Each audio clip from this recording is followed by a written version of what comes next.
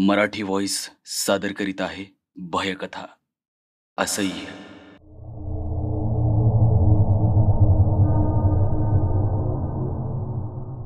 वेळ रात्री 1ची. स्थळ शहरातलं एक सुपर स्पेशालिटी हॉस्पिटल. अत्यंत वेगानं एक ॲम्ब्युलन्स हॉस्पिटलच्या दारात आली.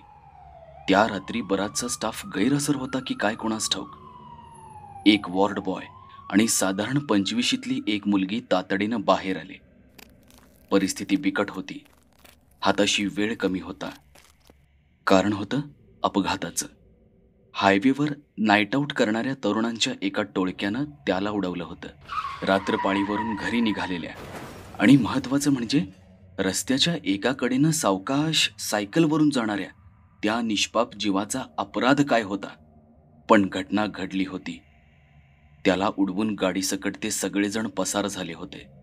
तो अपघात बघून रस्त्यानं जाणाऱ्या कुणाचं तरी हृदय द्रवलं होतं. तिथूनच त्यानं हॉस्पिटलला फोन करून ॲम्ब्युलन्स मागवली होती. आणि आता तो मरणाच्या दारात उभा होता.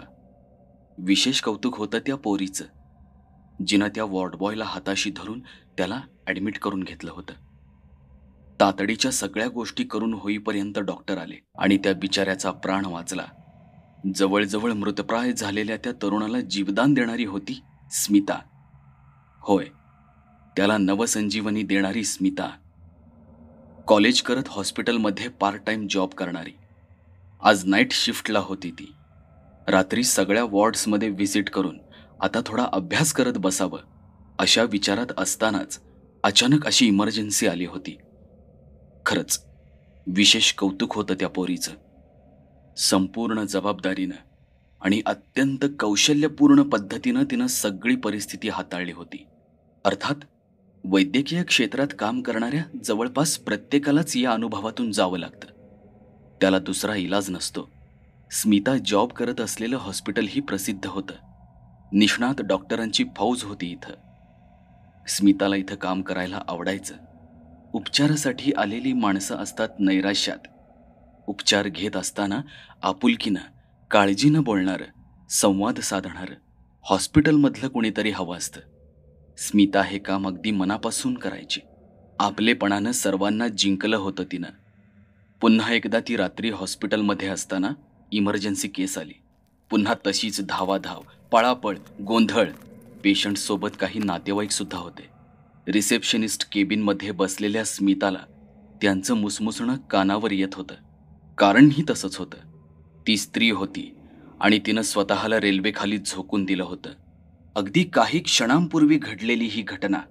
घरातले सगळेजण टीव्ही बघत बसलेले असताना कोणाला काहीही न सांगता ती घराबाहेर पडली. सरळ रेल्वे ब्रिजचा रस्ता धरला तिनं. कोणत्याही क्षणी रेल्वे तो ब्रिज क्रॉस करणार होती आणि आता ती ब्रिजवर बरोबर मध्यभागी उभी होती, मृत्यूची वाट बघत. धाड धाड आवाज करत वेगानं रेल्वे आली आणि जबरदस्त धडक बसून ब्रिजवरून ती खाली फेकली गेली. बघ्यांची गर्दी गोळा झाली. तातडीनं हॉस्पिटलमध्ये आणण्यात यश आलं होतं. पण आता हाताशी उरलेला वेळ अतिशय कमी होता. फक्त धुगधुगी होती तिच्या शरीरात. काही क्षणांचाच अवकाश तिच्याजवळ होता. तोही संपला आणि ती मृत झाल्याचं डॉक्टरांनी घोषित केलं. बाहेर नातेवाईकांचा एकच आक्रोश सुरू झाला. रात्रीच्या नीरव शांततेत माणसाच्या क्षणभंगूर अस्तित्वाचं विदारक सत्य, तो आवाज ऐकणाऱ्यांचं काळीज कापत चाललं होतं. एव्हाना रात्रीचे 12 वाजून गेले होते. स्मिताची शिफ्ट संपली. आज घडलेल्या घटनेनं तिला फार उदासवाणं वाटत होतं. डोकं सुन्न झालं होतं तिचं. कुणाशी काहीही न बोलता नाईट शिफ्टला असणाऱ्या नर्सकडे चार्ज सोपवला तिनं. पर्स उचलली आणि ती चालू लागली. खरं तर आज घडलेली घटना विशेष नव्हती. कदाचित माणसाचं मरण स्वस्थ झालंय. आयुष्यातल्या तणावाला तोंड देण्याची ताकद त्याच्यात कमी झालीय. रोज होणारी घुसमट जगण्याच्या दुर्दम्य आशेला रोज कुरतडत असेल.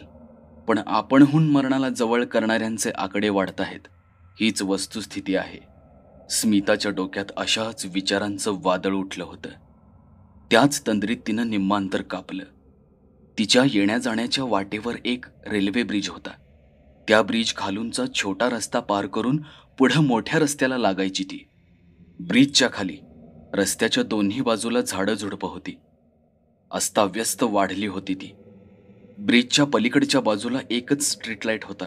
बाकी सर्वत्र अंधाराचं साम्राज्य होतं. रस्त्याच्या उजव्या बाजूला एक नाला होता. तिथंही गवत माजलं होतं. रात्र झाली की नशेबाजांचं, गर्दुल्यांचं आश्रयस्थान होतं ते. स्मिता ब्रिज लागला की चालण्याचा वेग वाढवायची. पुढं मग मुख्य रस्त्यावर तिचा वेग मंदावायचा. बराच उशीर झाला होता. रस्त्यावर 4-5 भटकी कुत्री फिरत होती. बाकी एक माणूसही दूरपर्यंत दिसत नव्हतं. स्मिता खाली मान घालून चालत होती. इतक्यात ब्रिजवर काहीतरी चमकल्यासारखं दिसलं तिला. पहिल्यांदा वाटलं की रेल्वे थांबली असेल, पण त्या दिशेनं बघता बघता तिच्याही नकळत ती जागीच थांबली. आता तिला स्पष्ट दिसत होतं. ब्रिजवर एक मध्यमवयीन स्त्री उभी होती आणि ती स्मिताकडेच बघत होती. सगळी परिस्थिती चटकन ध्यानी आली तिच्या. आता ही रेल्वे खाली येणार असा स्पष्ट संकेत तिच्याकडून मिळत होता. स्मिता भांबावली. तिला काहीच सुचेना. बरोबर 12:25ला रेल्वे त्या ब्रिजवरून क्रॉस होणार होती. स्मितानं घड्याळात बघितलं. तोच तिला दूरवरून रेल्वेचा भोंगा ऐकू आला. तशी ती चरकली. पण त्या स्त्रीचं रूप अतिशय भयानक होतं. जणू कुणीतरी तिच्या देहाचे तुकडे तुकडे करून परत कसे तरी जोडल्यासारखे भीषण दिसत होते ते. देह नव्हताच तो मुळी. कसा तरीच जोडलेला मांसाचा एक प्रचंड गोळाच होता तो. स्मिताला आता गरगरू लागलं. उभ्या उभ्याच थर कापली ती.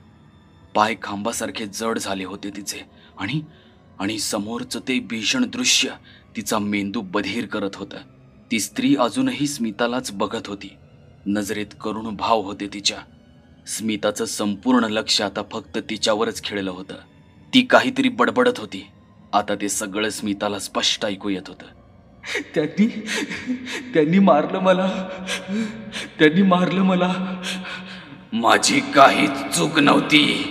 मारलं हो मला आत्महत्या करायला भाग पाडलं त्यांनी. माझा काहीच दोष नव्हता हो. काहीच दोष नव्हता माझा. त्यांनी मारलं मला. ते सगळं ऐकून स्मिताच्या सर्वांगातून भीतीची एक लहर सळसळत निघून गेली. ती रडत होती, चिडत होती. अंगावरच्या वस्त्रांचंही भान नव्हतं तिला. काही कळायच्या आतच भरधाव रेल्वेनं तो ब्रिज क्रॉस केला. त्याच क्षणी रेल्वेची जोरदार धडक त्या स्त्री देहाला बसली. स्मिताच्या आर्त किंकाळीचा भयानक स्वर, ती नीरव शांतता कापत सर्वत्र घुमला. स्मिता नखशिखांत हादरली. तिच्या समोर एका निष्पाप जीवाचा बळी गेला होता. घडलेल्या घटनेचा ती एकमेव साक्षीदार होती. पण त्या क्षणी तिच्या अंगातलं सगळं त्राण नाहीसं झालं होतं. घरापर्यंत कशी आली ते तिलाच ठाऊक. दुसऱ्याच दिवशी तिला सडकून ताप भरला. तापातच ती काहीतरी असंबद्ध बडबडत होती. 2 दिवसांनी ती पूर्ण बरी झाली आणि आज हॉस्पिटलमध्ये आली. स्टाफ सोबत बोलत असताना जे समजलं ते ऐकून तिला प्रचंड धक्का बसला. 2 दिवसापूर्वी रात्री ॲडमिट झालेली स्त्री काही वेळातच गतप्राण झाली होती. मरण्याआधी तिचा जबाब पोलिसांनी नोंदवून घेतला होता. तिनं या जीवघेण्या कृत्याला घरच्यांना जबाबदार धरलं होतं. त्यांच्या असह्य शारीरिक आणि मानसिक त्रासाला कंटाळून तिनं रेल्वेखाली स्वतःला झोकून दिलं होतं. तिच्या मृत्यूनंतर अवघ्या काही तासांनीच घडलेल्या घटनेची पुन्हा एकदा जशीच्या तशी फक्त स्मिताच्या समोर पुनरावृत्ती झाली होती. होय, त्या रात्री रेल्वे ब्रिजवर तिचाच आत्मा होता. स्मिताच्या कानात मात्र अजूनही तोच आवाज गुंजत होता. त्यांनी मारलं मला. माझी काहीच चूक नव्हती. मारलं हो मला आत्महत्या करायला भाग पाडलं त्यांनी. माझा काहीच दोष नव्हता हो. काहीच दोष नव्हता माझा. त्यांनी मारलं मला.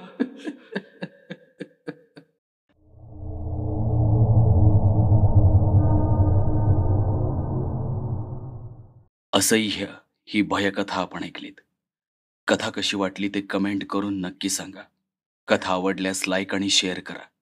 आणि मराठी व्हॉइस या आपल्याच यूट्यूब चॅनलला जरूर सबस्क्राईब करा. पुन्हा एकदा आपल्या भेटीला येतोय अशाच एकाहून एक सरस आणि उत्कंठावर्धक भयकथा घेऊन लवकरच.